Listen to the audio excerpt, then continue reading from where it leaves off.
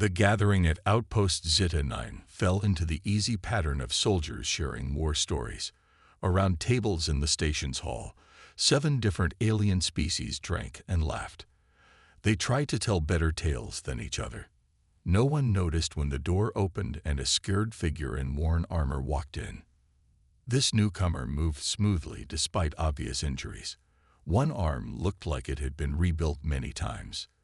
The face showed burn scars. The way they walked suggested artificial limbs.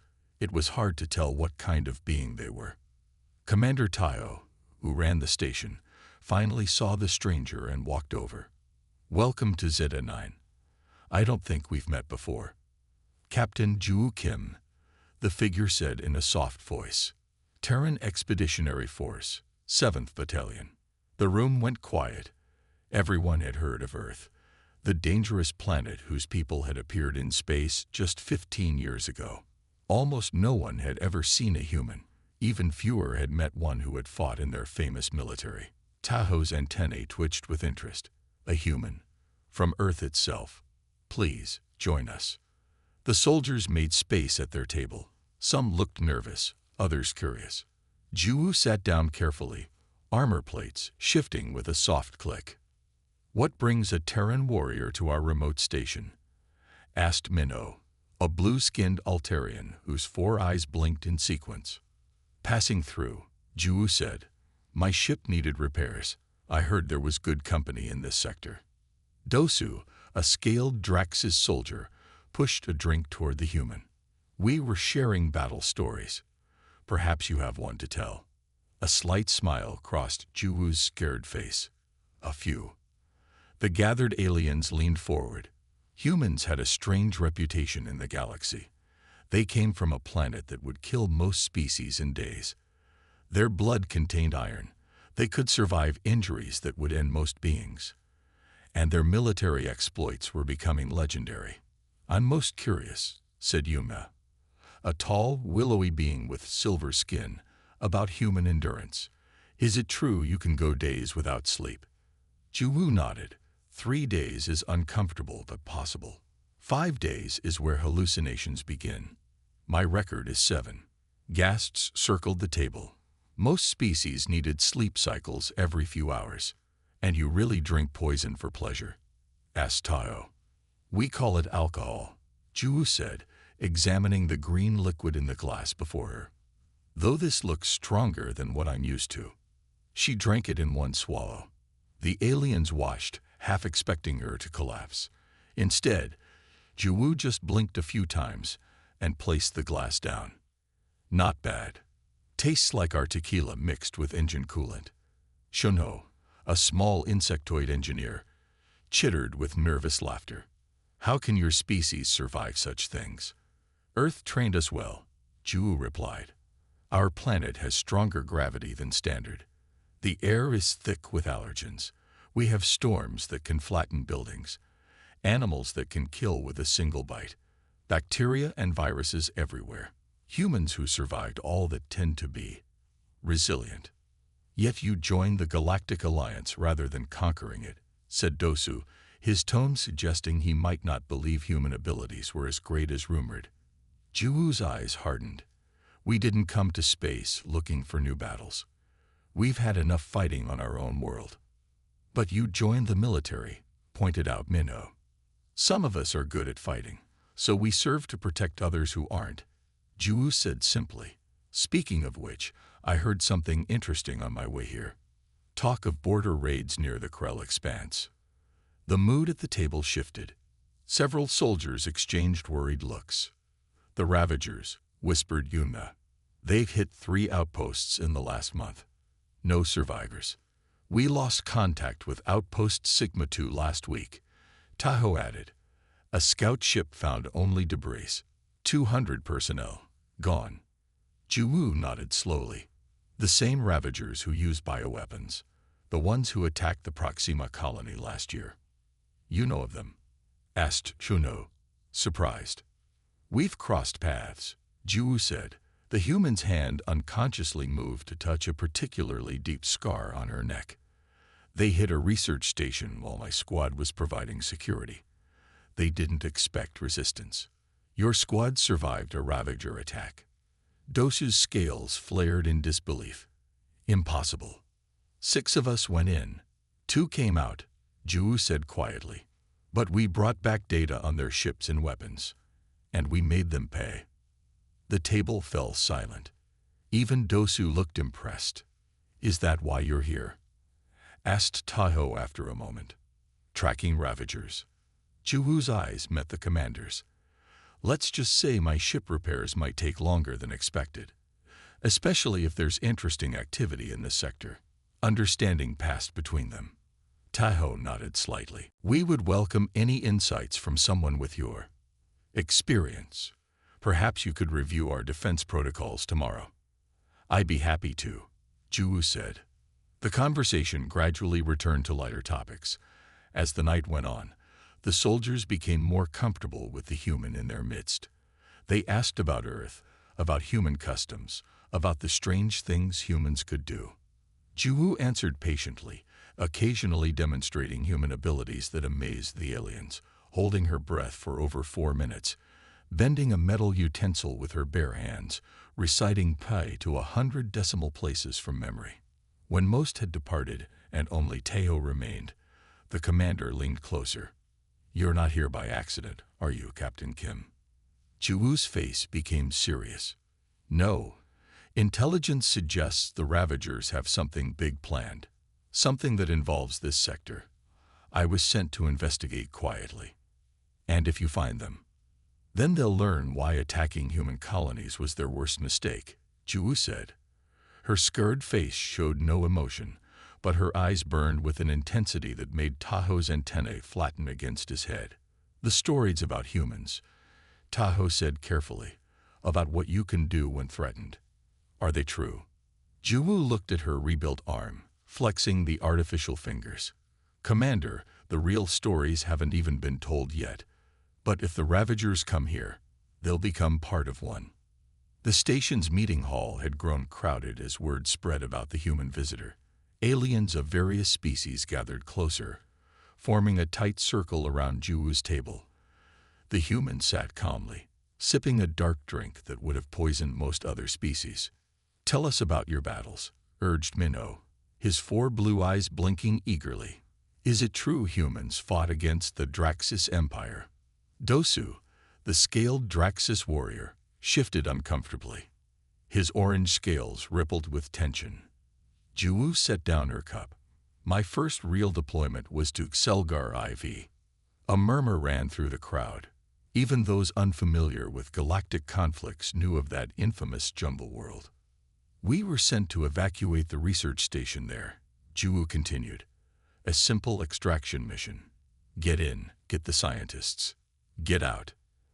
And, prompted Juno, his insect-like mandibles clicking with excitement. The Draxis had already begun their assault when we arrived. Dosu's scales flared defensively. That operation was a legitimate military target. The station was developing weapons. Juwoo turned to face him directly. Her smile was small and cold. Maybe, but your commanders made one serious mistake.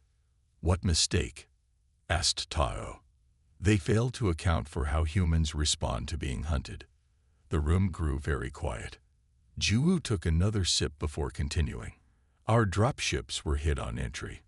From a squad of 20, only 8 of us survived the crash. We were deep in the Selgarian jungle, 30 miles from the research station, with damaged comms and limited supplies. The Selgarian jungle. Yunha's silver skin paled. Nothing survives there. The atmosphere alone is toxic to most species. It wasn't pleasant. Juwoo agreed.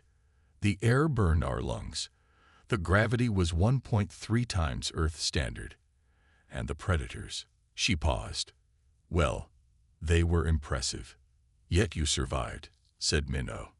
We did more than survive. Juwoo's voice remained calm, but something in her eyes made several aliens step back. Our extraction was gone. The station was under attack. We were outnumbered at least 30 to 1 by Draxis forces, so we adapted. Adapted how? Asked Kuno.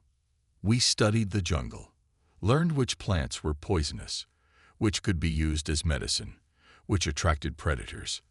Ju looked directly at Dosu. We learned to use the environment as a weapon. Dosu's scales were now flat against his body, a sign of growing concern.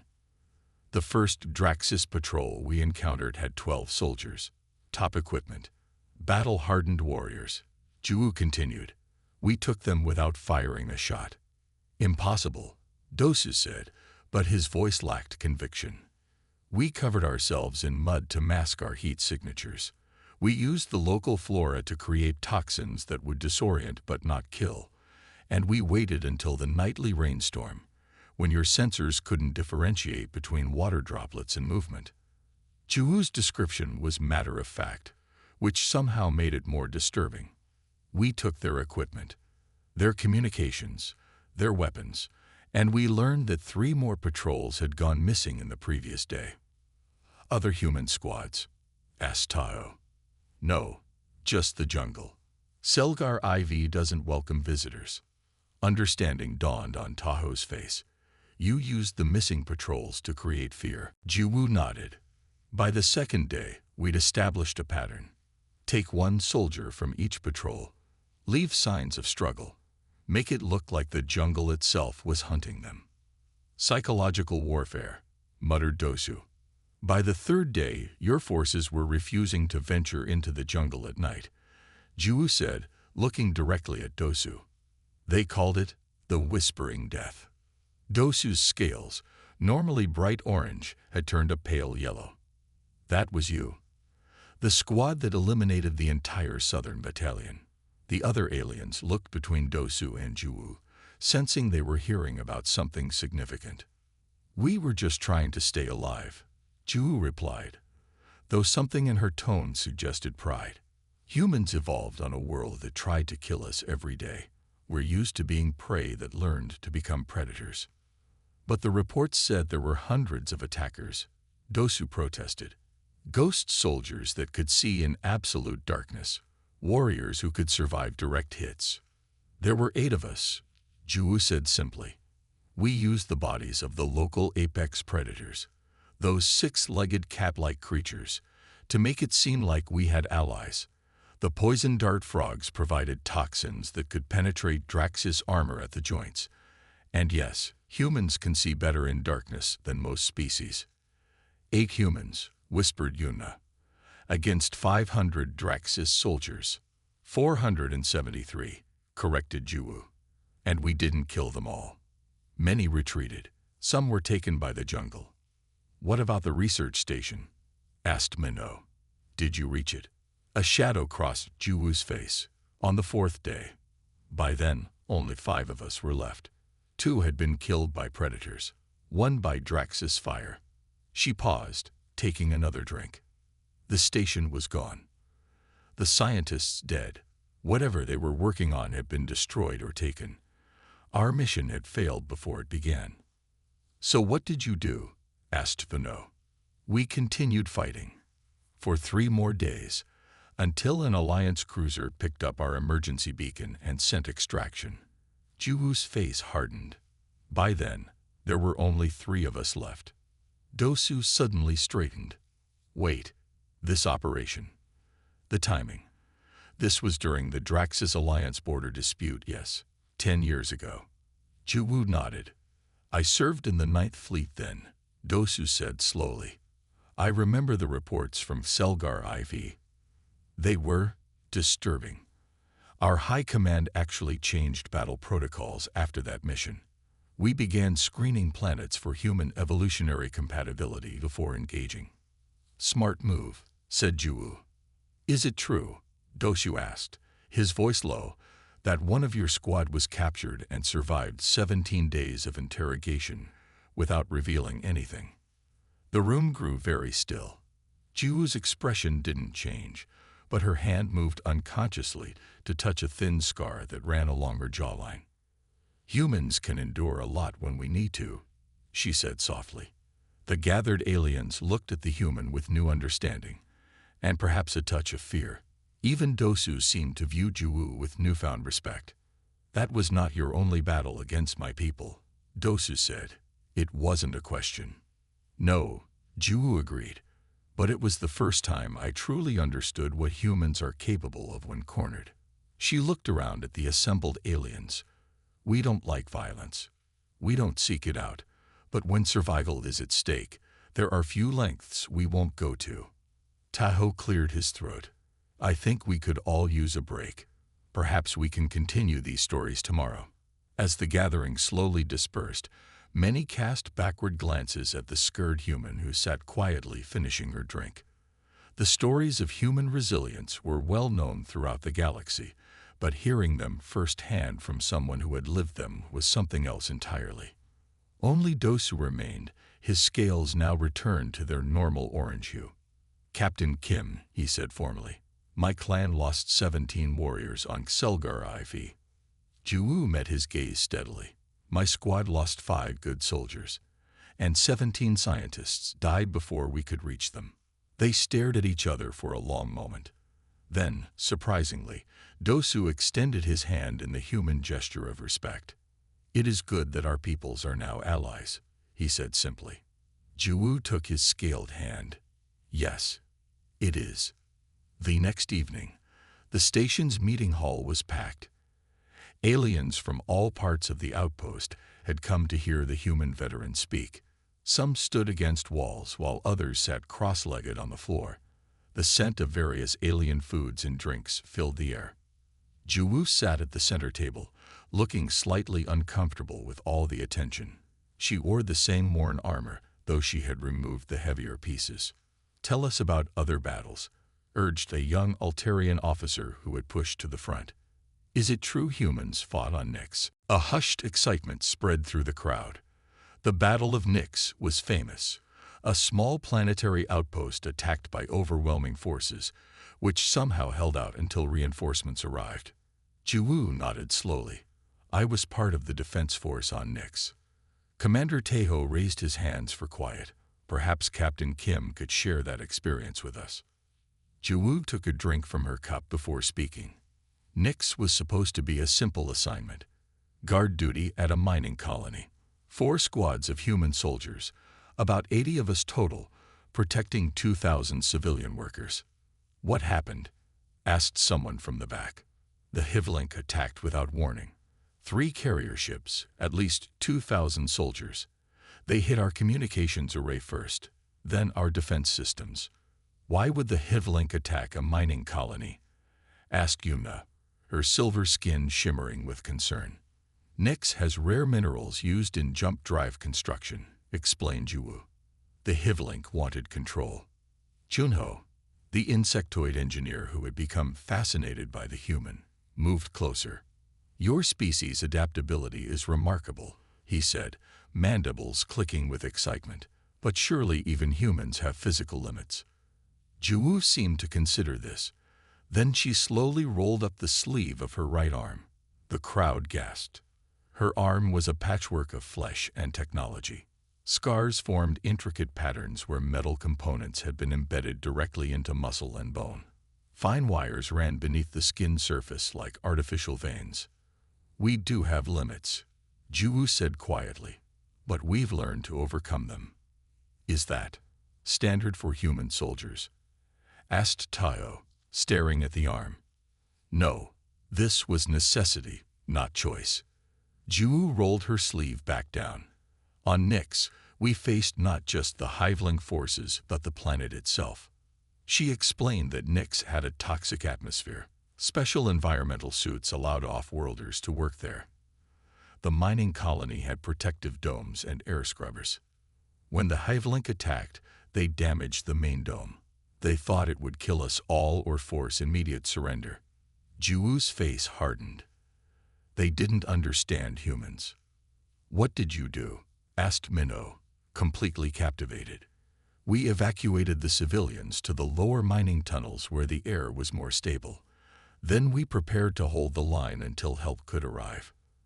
Ju described how the environmental suits began to fail after only a few days. The acid rain of Nyx ate through the materials. The filters clogged with toxic particles. By the end of the first week, we had no working suits. The Hevlink forces stayed in their ships, assuming we were already dead or dying. They were just waiting. "But how did you survive without protection?" asked Dosu, the Draxis warrior who had developed a grudging respect for the human. "We adapted," Ju said simply. "The science team discovered that certain local plants filtered toxins naturally. We created makeshift breathing devices using them. Not perfect, but enough to keep us alive." She paused, then added, "We also began carefully exposing ourselves to small amounts of the toxins." "You poisoned yourselves," gasped Yuma. "We built resistance," corrected Ju. "Humans can adapt to many toxins if exposure is gradual. It's painful, but possible." Jinwu, a reptilian strategist who had been quiet until now, leaned forward. "And your equipment? Weapons? Communications?" "We salvaged what we could from damaged Hevlink ships that had crashed. Their technology is different, but some principles are universal. Our engineers work miracles." Jiwoo drew a small diagram on the table with spilled liquid. By day 20, we had established a defensive perimeter around the main mining complex. The Hevlink, thinking we were weakened or dead, finally sent ground troops to secure the facility. Her eyes took on a distant look. They came in wearing their sealed environmental suits, moving slowly, weapons ready, expecting to find corpses. "Instead," prompted Tayo. "Instead, they found fully functional, extremely angry humans who had been breathing poison and drinking acid for 20 days. A small, fierce smile crossed Jiwoo's face. "We had adapted to Nyx. They hadn't." The silence that followed was profound. Several officers exchanged uncomfortable glances, as if they had heard classified reports that confirmed these events. "The Hevlink lost over 300 soldiers in that first assault," Jiwoo continued. "They couldn't understand how we were still alive, much less fighting. Their suits slowed them down. Ours were gone, giving us better mobility." "And the arm?"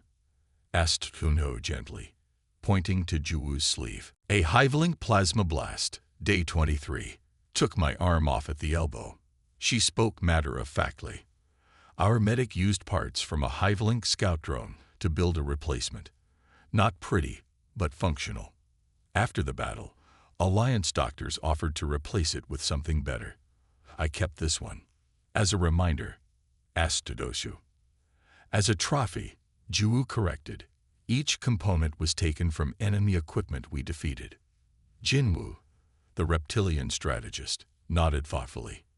"You conquered the environment," he said. "But that's different from facing superior firepower."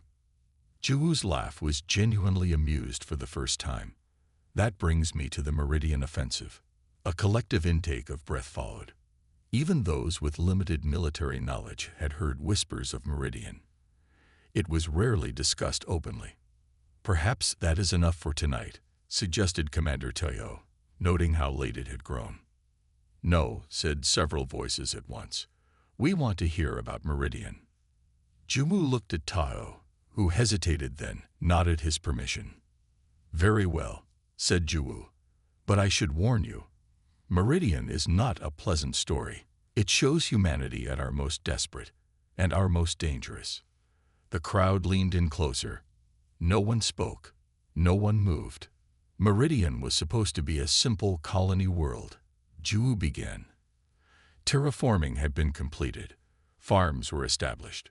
Families had begun to settle there. Her voice grew softer, making everyone strain to hear. "When the attackers came, they didn't announce themselves. They didn't make demands. They simply began exterminating every human they found." Her scared face had grown very still, her eyes distant as if seeing something far away.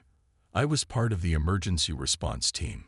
50 soldiers against an enemy force that numbered in the thousands." She paused. "An enemy with technology far beyond our own." "Who were they?" asked someone from the back. Jiwoo's eyes refocused on the present. "That's still classified. But what I can tell you is what humans did when faced with extinction." She raised her partly mechanical hand, looking at it as if seeing it for the first time. Meridian taught us what we're truly capable of when there are no other options. She looked up at the gathered aliens. And it's why most species in the galaxy are very, very glad that humans decided to join the Alliance rather than oppose it. The crowd listened with complete attention as Juwu began the story of Meridian. The station lights had dimmed to night cycle, giving the meeting hall an intimate atmosphere. No one moved. No one spoke. Even the usual background hum of the station seemed quieter. Meridian was an outer colony, Juwu said. Not particularly important strategically, just a farming world with about 10,000 settlers, families, children. Her voice changed when she said children. Several aliens noticed this. The attack came without warning. No declaration. No demands. 3 large ships appeared in orbit and immediately began landing troops and firing on the colony. Who were they? Asked Dosu, the Draxis warrior. Juwu shook her head. That remains classified. But their technology was far beyond anything the Alliance had seen before. Their weapons could cut through our best shielding like it wasn't there. An older alien who had been sitting quietly at the back now moved forward. This was Hyun, a Sarathi commander known for his tactical brilliance. His age-spotted skin and slow movements spoke of many years of service. I have heard whispers of Meridian, Hyun said, his voice surprisingly strong, but never from someone who was there. Juwu nodded respectfully to the elder commander. We were the closest military unit when the distress call came. 50 human soldiers against an enemy force numbering in the thousands. We knew it was likely a suicide mission. Yet you went, stated Taho. There were children on that planet, Juwu said simply, as if that explained everything. She described their arrival, how the enemy had been waiting, how they had shot down the human transport ships as they entered the atmosphere, how the survivors had been scattered across miles of territory. They cut our communications, disabled our heavy weapons, and destroyed our transport vessels within the first hour, she said. By standard military doctrine, we should have surrendered immediately. But you didn't, stated Hyun. No, humans don't accept no-win scenarios, Juwu responded. We improvised. She explained how the scattered human soldiers had regrouped under cover of darkness, how they had assessed their situation. 28 survivors, limited weapons, no communications with the Alliance, and thousands of enemy troops systematically eliminating the human colonists. The colonists were hiding in cave systems beneath the farms, Juwu said, but the enemy had scanning technology that could detect life signs even through solid rock. It was only a matter of time before they found them all. What did you do? Asked Minho, his 4 eyes wide with fascination. First, we studied the enemy. Their technology was advanced, but they relied on it completely. Their soldiers wore full environmental suits, suggesting they couldn't breathe our air. Their weapons were energy-based, with no physical ammunition. Juwu's voice took on a teacher's tone. Humans have fought with technology for centuries, but we also remember how to fight without it. She detailed how they had used primitive chemical reactions to create electromagnetic pulses, disabling enemy equipment, how they'd used the planet's extreme temperature fluctuations between day and night to create natural weapons, how they'd exploited the enemy's reliance on their technology. We made weapons from farm equipment, traps from household items. The colonists helped us understand the land, the weather patterns, the local materials we could use. But against such advanced technology, began Shuno, struggling to understand. Technology has weaknesses, said Juwu. Their scanning systems couldn't distinguish between human life signs and the larger native animals if we covered ourselves in the animal's blood. Their energy weapons overheated if fired continuously for more than 30 seconds. Their communications had a pattern we could jam using simple radio equipment from the colony. The gathered aliens were stunned by the primitive yet effective tactics. By day 3, we were hunting their scout ships with essentially sticks and rocks, she said with a hint of dark humor. We'd coat spears with conductive metals from farm machinery, then use the electrical storms that swept the planes to charge them. When thrown at their ships, they could short out entire control systems. Impossible, whispered someone. By day 5, we'd captured enough of their technology to turn the tide. We couldn't use most of it. Wrong biology. But we could understand it. Reverse engineer it. By day 7, they were in full retreat. The silence that followed was absolute. Even breathing seemed too loud. Hyun leaned forward, his ancient eyes fixed on Juwoo. I served as tactical observer during that conflict. I watched from the Alliance ship that finally arrived as reinforcement. His voice was soft but clear. The official report classified what happened there as an anomaly that couldn't be replicated. Juwoo's eyes met the elder aliens. It wasn't an anomaly. It was Thursday. Several aliens looked confused by this statement. She means, explained Hyun for their benefit, that such improvisation and adaptability is normal for humans, not exceptional. Juwoo nodded. What happened at Meridian is what humans have done throughout our history. When faced with superior forces, we adapt. We improvise. We overcome. But the cost, said Yuma softly. Surely there was a cost. Juwoo's expression grew somber. Of the 50 who landed, 18 survived. Of the 10,000 colonists, we saved just over 7,000. Those numbers are incredible, said Jinwoo, the reptilian strategist. Against such odds, saving anyone would be remarkable. The Alliance gave us medals, Juwoo said, a hint of bitterness in her voice. Called us heroes. Were you not? Asked Taho. We were survivors, Juwoo corrected, doing what humans have always done when backed into a corner. Something happens to us when there's no escape route. We become different. Dangerous, suggested Dosu. Yes, agreed Juwoo without hesitation. Very dangerous. She rolled up her sleeve again, showing the mechanical arm. This was Meridian. Not Nyx, as I said earlier. I apologize for the misdirection, but some details remain classified. The gathered aliens stared at the limb with new understanding. It wasn't a medical replacement, Juwoo explained. By day 4, we had lost access to our medical supplies. I took a direct hit from one of their energy weapons. Should have been fatal. How did you survive? Asked Vino. My squad captured an enemy soldier. We convinced him to explain how their technology worked. Then we adapted parts from his suit to keep me alive. Later, we improved it with components from their vehicles. The casual way she described such desperate innovation sent shivers through the audience. This arm, Juwoo said, flexing the mechanical fingers, is built from the weapons that were meant to kill me.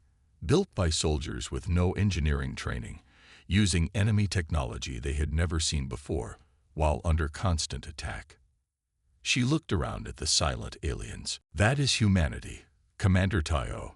That is what we bring to the Alliance. Not just our strength or our technology, but our refusal to accept defeat, even when logic says we should. The meeting hall remained hushed as Juwoo finished speaking.